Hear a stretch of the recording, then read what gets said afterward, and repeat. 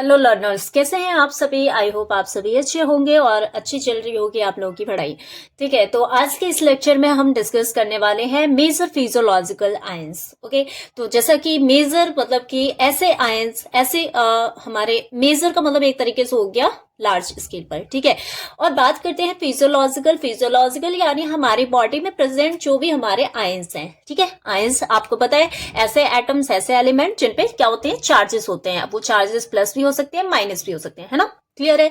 ठीक है, तो हमें इतना समझ में आया कि हम किसके बारे में पढ़ने वाले हैं, क्या पढ़ना है हमें। हमें ये जानना है कि हमारी बॉडी में किस तरह के मेजर आयंस हैं। ठीक है, जिनका हम कह सकते हैं लार्ज स्केल पर, या फिर आप बोल सकते हैं बहुत ज्यादा रोल है हमारी बॉडी को, बॉडी की फिजियोलॉजी को मेंटेन करने में। ठीक है, तो उनके बारे में पढ़ेंगे। ओके, मेन जो हमारे मेजर हमारे आयंस जरूरी है हमारी बॉडी में रहने चाहिए। ठीक है, बैलेंस होने चाहिए। ठीक है, तो इलेक्ट्रोलाइट्स का मतलब वही हमारे चार्ज्ड आयंस। ठीक है, are the substance that dissociate into the ions, मतलब ऐसे हमारे कंपाउंड, ऐसे इलेक्ट्रोलाइट होते हैं जो आसानी से हमारे आयंस में ब्रेक हो जाते हैं सॉल्यूशन में। किसमें? सॉल्यूशन में, लाइक वाटर में, है ना। And acquire the capacity to conduct electricity, और उनमें क्या होती है, कैपेसिटी होती है to conduct the electricity. They are vital for maintaining the homeostasis, और ये जरूरी होते हैं आयंस हमारे बॉडी में, जरूरी है ताकि हमारी बॉडी की होम्योस्टेसिस कंडीशन यानी एक बैलेंस कंडीशन मेंटेन रहे। ठीक है, बात करते हैं कौन कौन से हमारे मेजर एक्स्ट्रा सेलुलर आयंस, यानी कि एक्स्ट्रा का मतलब बाहर। ठीक है, सेलुलर मतलब सेल्स। ठीक है, हमारे सेल के बाहर वाला जो हमारा फ्लूइड है, उस फ्लूइड में किस तरह के मेजर आयंस प्रेजेंट होते हैं, पहले तो हमें ये जानना है। तो एक्स्ट्रा सेलुलर, और दूसरे टाइप के होते हैं हमारे major intra cellular ions. Intra मतलब अंदर, सेलुलर मतलब सेल के अंदर। ठीक है, तो पहले बात करते हैं सेल के बाहर वाले जो हमारे आयंस होते हैं, इलेक्ट्रोलाइट्स होते हैं, वो कौन कौन से होते हैं जो कि बहुत ही मेजर लेवल पर इंपॉर्टेंट है। जैसे कि सोडियम। सोडियम क्या होता है, हमें पता है प्लस चार्ज होता है इस पे। Okay, the principal cation of the extra cellular fluid, यानी कि हमारा मेन जो आयन है, अगर हम बात करें आउटसाइड द सेल, वो हमारा होता है सोडियम। क्लियर है। It regulates the osmotic pressure, ये क्या करते हैं, हमारे फ्लूइड का ऑस्मोटिक प्रेशर मेंटेन करके रखते हैं, वाटर बैलेंसिंग करते हैं, एंड नर्व इंपल्स ट्रांसमिशन में भी इनका रोल होता है। वाटर बैलेंस कैसे होता है, जब ऑस्मोटिक प्रेशर मेंटेन कर रहे हो, कहीं ना कहीं वाटर से ही तो कर रहे होंगे। ठीक है, तो वाटर बैलेंस कैसे होता है, जब हमारे बॉडी में बहुत ज्यादा आयंस है तो मतलब वाटर का अमाउंट भी ज्यादा होगा, क्योंकि वाटर हमारे आयंस को फॉलो करता है, स्पेशली सोडियम आयन को। ठीक है, क्लियर है। And nerve impulse transmission. Okay, ठीक है, नर्व इंपल्स में भी इनका रोल होता है। क्लोराइड नेक्स्ट हमारा जो हमारा इलेक्ट्रोलाइट है, क्लोराइड होता है। अब देखो यहाँ पर एक हमारा क्या है, पॉजिटिव चार्ज वाला है ना, और ये हमारा क्या है, नेगेटिव चार्ज वाला है। ठीक है, क्लियर है। द मेजर एनायन, अब ये क्या होता है, मेजर एनायन है, वो क्या होता है, प्रिंसिपल कैटायन, जिसमें नेगेटिव चार्ज आता है, हम उसे क्या बोलेंगे, एनायन। तो ये जो मेजर एनायन होते हैं हमारे एक्स्ट्रा सेलुलर फ्लूइड में प्रेजेंट होते हैं, it helps maintain the electrical neutrality, यानी जो इलेक्ट्रिकल एनर्जी है हमारी बॉडी में उसे मेंटेन करना। ठीक है, and is essential for the formation of HCl in the stomach, और हमें पता है हमारे स्टमक में जो HCl बनता है वो किसके हेल्प से बनेगा, जब हमारे फ्लूइड में क्या होगा, H+ आयन भी होगा और हमारे क्लोराइड आयन भी प्रेजेंट होगा, तभी तो बनेगा HCl। ठीक है, बाइकार्बोनेट नेक्स्ट वन हमारा क्या है, जो कि हम बोल सकते हैं HCO3, act as a primary buffer in the blood to maintain the pH। ये जो बाइकार्बोनेट्स होते हैं ये हमारे ब्लड के पीएच को क्या करते हैं, मेंटेन करते हैं। क्लियर है। तो ये हमारे क्या है, 3 types of major extra cellular fluid है, जो कि बहुत ही एक्स्ट्रा सेलुलर आयंस है, जो कि बहुत ही जरूरी है। ठीक है, और क्यों जरूरी है वो मैंने यहाँ पर एक एक करके एक्सप्लेन कर दिया। अब याद कैसे रखेंगे, सोडियम आप समझ लो, सोडियम का वाटर से कनेक्शन होता है, ये ऑस्मोटिक प्रेशर मेंटेन कर रहे हैं, वाटर बैलेंस कर रहे हैं, और कहीं ना कहीं नर्व इंपल्स ट्रांसमिशन में इनका मेजर रोल होता है। ठीक है, क्लोराइड का भी रोल होता है हमारे वैसे इंपल्स ट्रांसमिशन में। ठीक है, क्लियर है। और मेजर इनका रोल होता है मेंटेन द इलेक्ट्रिकल न्यूट्रलिटी। वही बच्चे यहाँ पर नर्व इंपल्स कैसे मेंटेन होता है, मतलब नर्व इंपल्स क्या है कि इलेक्ट्रिकल एनर्जी है जो कि इंफॉर्मेशन को ट्रांसफर कर रही है ना, तो वहां पर आप देखो क्लोराइड का भी रोल होता है, मेजर रोल होता है एक तरीके से। कार्बोनेट, बाइकार्बोनेट, ये हमारे क्या करते हैं, ब्लड पीएच मेंटेन करने में हेल्प करते हैं। क्लियर है।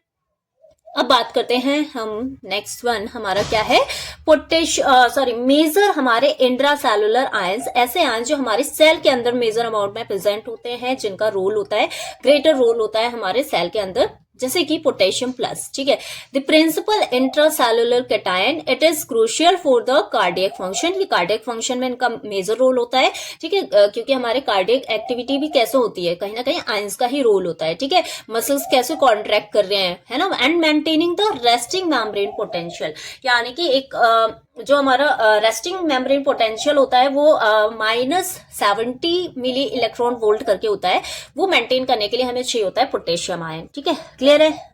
ओके और ये सारी चीजें क्या हैं, आप ये हमारे एचएपी वाले पार्ट में है तो वो भी हम डिस्कस करेंगे, अगर आप लोग सपोर्ट करेंगे। ठीक है, आप लोगों का फीडबैक जैसा भी होगा उसके अकॉर्डिंग चीजें आपके लिए अरेंज की जाएंगी। ठीक है, तो अभी हम आपके फीडबैक का ही वेट कर रहे हैं, एंड जैसा भी फीडबैक होगा फिर उसके अकॉर्डिंग हमारे जो एफर्ट्स हैं वो और भी ज्यादा इंप्रूव होंगे। क्लियर है? अब बात करते हैं नेक्स्ट हमारे इंट्रासेलुलर आयन की, मैग्नीशियम। जो मैग्नीशियम होता है एन एसेंशियल कोफैक्टर, ये जरूरी होता है एज अ कोफैक्टर, है ना, for maintaining for many enzymatic reaction, मतलब कहीं ना कहीं एंजाइम वाले जो रिएक्शन होते हैं वहां पर ये इनका रोल होता है, एज अ कोफैक्टर वर्क करते हैं, स्पेशली दोज कह सकते हैं इन्वॉल्विंग द एटीपी, यानी कि जहां पर एटीपी प्रोडक्शन चल रहा है। ठीक है, क्लियर, वहां पर इनका रोल होगा। क्लियर? फॉस्फेट हमारा क्या है, ये भी इंट्रासेलुलर फ्लूइड है। अब देखो यहाँ पर बाइफॉस्फेट HPO4-2। ठीक है, द मेजर इंट्रासेलुलर एनायन है, it is vital for the energy storage, ये जरूरी है किस लिए, ताकि एटीपी को स्टोर करके रखा जा सके, है ना। आपको पता है हमारी एनर्जी एटीपी फॉर्मेट में ही क्या होती है, मतलब सॉरी फॉर्मेट नहीं, फॉर्म में क्या होती है, स्टोर्ड होती है ना।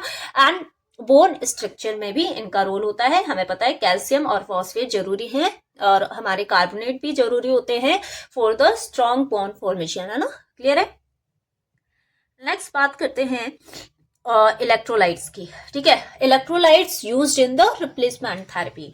अब रिप्लेसमेंट मतलब जो ये इलेक्ट्रोलाइट्स आप पढ़ रहे हैं, क्यों पढ़ रहे हैं, क्यों जानना जरूरी है कि हमारी बॉडी में कौन कौन से आयंस होते हैं, ठीक है, कौन से मेजर आयंस हैं, why we are studying, because कई बार हमारी बॉडी में ये आयंस क्या होते हैं, डिसबैलेंस हो जाता है, इनका लेवल डिसबैलेंस हुआ, यानी हमारी बॉडी की फिजियोलॉजी डिस्टर्ब हुई, और डिस्टर्ब होने का मतलब है क्या है, होम्योस्टेसिस डिस्टर्ब हुआ, है ना, डायरेक्टली इनडायरेक्टली।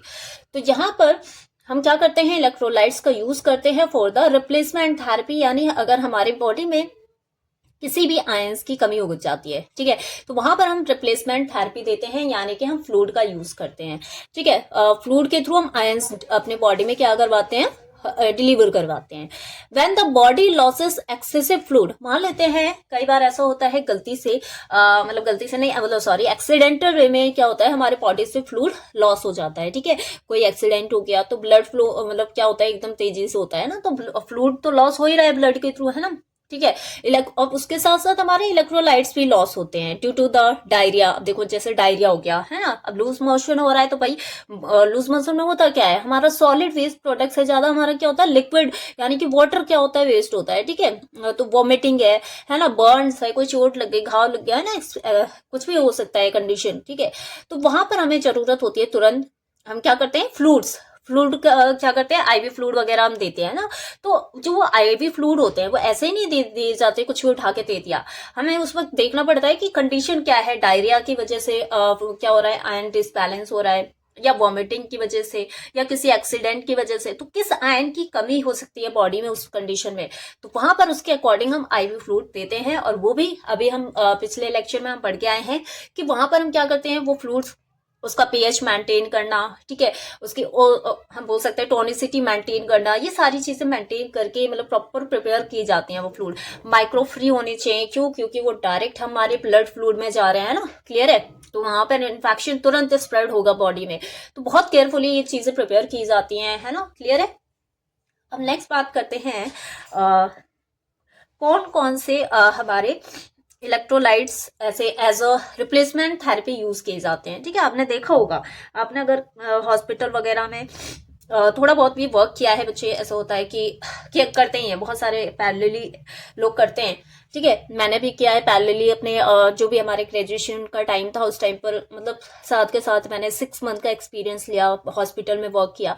तो काफ़ी अच्छा एक्सपीरियंस रहा। बहुत कुछ चीज़ें वहाँ प्रैक्टिकली जो सीखी मैंने, वो शायद थ्योरी से नहीं सीख पाती मैं, है ना। कितना भी हम थ्योरी पढ़ लेते हैं, कई बार चीजें हमें याद नहीं रहती थ्योरी वाली। क्यों? क्योंकि हमने सिर्फ उसे एज अ बर्डन समझा, हमने समझा कि ये हमारे सेमेस्टर का पार्ट है, हमें सेमेस्टर वाइज पढ़नी है चीजें। नो, कभी भी कोई भी चीज आप पढ़ रहे हैं तो उसे प्रैक्टिकली एज्यूम कीजिए कि इसका रोल कहाँ है, कहाँ पर हम इस चीज को अप्लाई करने वाले हैं। ठीक है, तो इस तरीके से पढ़ाई करनी है।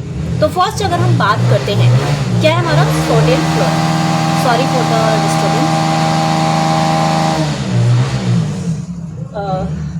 Sorry for the disturbance. चलिए, तो कंटिन्यू करते हैं। अभी सोडियम क्लोराइड क्या होता है। Sodium chloride as a replacement therapy use करी जाती है, यानी कि नेसेल। ठीक है, तो ये क्या करता है, अब हमें पता है सोडियम क्या है। सोडियम क्या है हमारा, हमारा एक्स्ट्रा सेलुलर, है ना, सेल के बाहर प्रेजेंट रहता है ये।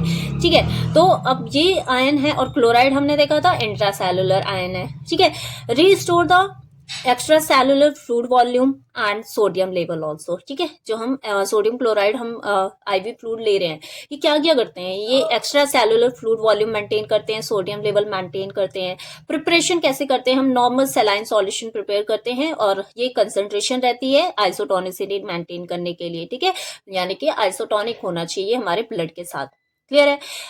हाइपरटोनिक सेलाइन, ये क्या होता है, एक तरीके का हाइपरटोनिक सेलाइन होता है, used in the severe hyponatraemia. अगर हमारे ब्लड में, हमारे फ्लूइड में सोडियम की कमी हो गई है, ठीक है, तो वहां पर हम क्या यूज करते हैं, हाइपरटोनिक सेलाइन सॉल्यूशन यूज करते हैं to maintain the this condition like hyponatremia, यानी सोडियम की कमी हो जाना। ठीक है, स्टोरेज कंडीशन होती है कि इसे स्टोर करना होता है वेल क्लोज कंटेनर में, ताकि किसी भी तरह का यहाँ पर कंटामिनेशन ना हो, वरना इन्फेक्शन और बढ़ जाएगा, प्रॉब्लम और बढ़ जाएगी, ना कि वहां पर कोई सॉल्यूशन मिलेगा। क्लियर है। नेक्स्ट होता है हमारा पोटेशियम क्लोराइड फ्लूइड। ठीक है, अब ये जो पोटेशियम क्लोराइड है, ये भी रिप्लेसमेंट थेरेपी में दी जाती है, यूज टू ट्रीट हाइपोकैलमिया। अगर पोटेशियम की कमी हो गई है, लो पोटेशियम लेवल हो गया हमारे फ्लूइड में, तो वहां पर हम कौन सी थेरेपी देते हैं, पोटेशियम क्लोराइड थेरेपी देते हैं। Must be diluted before IV administration, यानी कि इसे क्या करना होता है, डायल्यूट करना होता है जब हम आईवी एडमिनिस्ट्रेशन करते हैं। ठीक है, rapid injection can cause cardiac arrest. मतलब कि जो पोटेशियम है ना, आपको पता है ये क्या कर रहा था, हमारे हार्ट के रेस्टिंग पोटेंशियल को मेंटेन कर रहा था, है ना। अब वहां पर ये जो फ्लूइड दे रहे हैं हम, ये तुरंत हमारे कहीं ना कहीं हमारे हार्ट में जो पोटेशियम लेवल है, ठीक है, इंट्रासेलुलर हमारा फ्लूइड लेवल है, ठीक है, वहां पर अगर ये डिसबैलेंस हुआ किसी भी कारण से, तो हो सकता है अगर हमने एकदम से आईवी फ्लूइड दिया और एकदम स्पीड में दे दिया, रैपिड इंजेक्शन दे दिया, तो वहां पर कार्डियक अरेस्ट भी हो सकता है। मतलब बिल्कुल पोटेंशियल वहां पर क्या है, बिल्कुल जीरो हो जाएगा।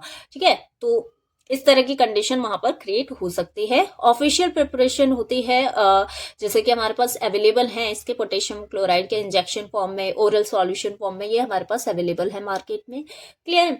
कैसे, तो मतलब यहाँ पर प्रिकॉशंस बहुत केयरफुली मतलब चीजों को यूज करना होता है। ऐसे ही नहीं, मैंने बोला ना, वो देखने में लगते हैं कि हाँ वाटर तो ये है क्या, ये यहाँ पर है, अगर हमें प्रॉपर नॉलेज नहीं होती है तो हम ऐसी गलतियां कर देते हैं। ठीक है, तो दैट्स वाई आपने देखा होगा कि जो ट्रेनिंग स्टाफ होता है, यानी कि हम जैसे बच्चे जब जाते थे, मतलब बहुत मुश्किल ही हॉस्पिटल्स में रखा जाता है वहाँ पर ट्रेनिंग पर्पज से, क्योंकि गलतियां बच्चे कर देते हैं सीखने के चक्कर में, है ना। तो वो थोड़ा सा अवॉइड करने के लिए ही हमें थोड़ा घुमाया जाता है इधर उधर की, हम नहीं ले रहे बच्चों को, है ना। बट ठीक है, जरूरी भी है। अगर बच्चा कहीं से सीखेगा नहीं तो फिर आगे कैसे चीजें चलेंगी, है ना, फॉरवर्ड कैसे होंगी नॉलेज, तो ये भी जरूरी है। दैट्स वाई हमारे बी फार्म का क्या है, करिकुलम में ऐड किया गया है ना। अब बात करते हैं कैल्शियम क्लोराइड। नेक्स्ट हमारा रिप्लेसमेंट फ्लूइड होता है, यूज्ड इन द हाइपोकैल्सीमिया। अगर कैल्शियम की कमी हो गई है तो फिर हम वहां पर हाइपोकैल्सीमिया कंडीशन में क्या calcium chloride therapy, replacement therapy देते हैं। मैग्नीशियम इंटॉक्सिकेशन हो गया है, मतलब मैग्नीशियम इंटॉक्सिकेशन करना है, मैग्नीशियम बहुत ज्यादा मतलब हमारे बॉडी फ्लूइड में बढ़ गया है, ठीक है, टॉक्सिसिटी हो गई है मैग्नीशियम की। उस केस में हम बैलेंस करने के लिए क्या यूज करते हैं, कैल्शियम थेरेपी देते हैं, ठीक है, during the cardiac resuscitation to increase the myocardial contraction. मतलब अगर हमारा क्या हो गया है, जो मसल है, मायोकार्डियल मसल है, वो बिल्कुल रेस्ट पोजीशन में चली गई है, ठीक है, तो कॉन्ट्रैक्शन इंप्रूव करने के लिए हम क्या करते हैं, वहां पर इस तरह के फ्लूइड देते हैं। ओके, क्लियर है। It is highly irritating. देखो ये बहुत ही ज्यादा इरिटेटिंग होगा, क्यों? क्योंकि ये क्या होते हैं, इजिली ज्यादा, मतलब हम बोल सकते हैं हाईली सॉल्युबल नहीं होते हमारे फ्लूइड में, तो थोड़े से पार्टिकल इनके इरिटेटिंग हो सकते हैं टिश्यूज के लिए। And must be administered carefully by the IV. जब भी हम इन्हें आईवी दे रहे हैं तो बहुत केयरफुली हमें इन्हें देना चाहिए, बहुत स्लो उसमें, ताकि अगर पर्सन को थोड़ी बहुत भी प्रॉब्लम हुई, कुछ भी इरिटेशन हुआ, कुछ भी हुआ, तो तुरंत वहीं पर हम स्टॉप कर दें उस कंडीशन को। मतलब हम फ्लूइड फिर आगे फॉरवर्ड करेंगे ही नहीं, मतलब डिलीवर करेंगे ही नहीं, वहीं स्टॉप कर देंगे, ठीक है। तो कंडीशन को ऑब्जर्व करना होता है जब हम ये सारे थेरेपीज दे रहे होते हैं, है ना। कुछ भी प्रॉब्लम हो सकती है पेशेंट के साथ, तो ये देखने में ही फ्लूइड लग रहे होंगे, आयंस लग रहे होंगे, बट हमारी बॉडी की फिजियोलॉजी ऐसी है, बहुत सेंसिटिव, ठीक है। जरा सी भी डिस्टर्बेंस होती है तुरंत हमें वहां पर प्रॉब्लम फेस करना पड़ता है, ठीक है। तो आज के इस लेक्चर में हम इतना ही रखते हैं, और फिर नेक्स्ट लेक्चर में नेक्स्ट पार्ट कंटिन्यू करेंगे, नेक्स्ट टॉपिक जो भी होगा हमारा, ठीक है। तो आई थिंक बहुत ही इंटरेस्टिंग रहा होगा। तो मिलते हैं नेक्स्ट लेक्चर में। Thank you so much. Okay, bye bye, take care.